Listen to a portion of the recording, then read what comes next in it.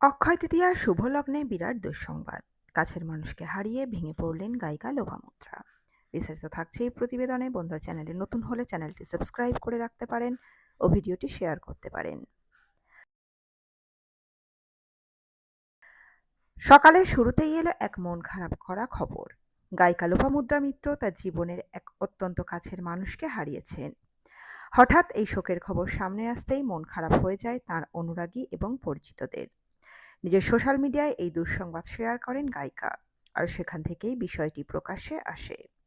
এই খবর ছড়িয়ে পড়তেই শিল্পী মহল থেকে শুরু করে সাধারণ মানুষ অনেকেই সমবেদনা জানিয়েছেন।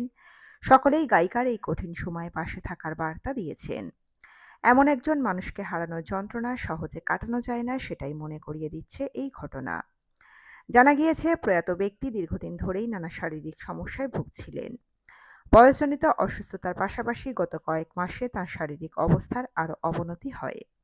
চিকিৎসা চললেও শেষ পর্যন্ত সেই লড়াই থামিয়ে দিতে হয় তাঁকে। দৃষ্টিশক্তি না থাকলেও তার কণ্ঠস্বর ছিল অসাধারণ। লোকসঙ্গীতের জগতে তিনি নিজের মতো করে জায়গা তৈরি করেছিলেন। গ্রাম বাংলার বিভিন্ন প্রান্তে ঘুরে ঘুরে তিনি গান শুনিয়েছেন এবং মানুষের হৃদয়ে জায়গা করে নিয়েছেন সহজ সরল জীবনযাপন দিয়ে। শেষ পর্যন্ত জানা গেল, প্রয়াত সেই মানুষটি আর কেউ নন, প্রখ্যাত বাউল সাধক কানাই দাস।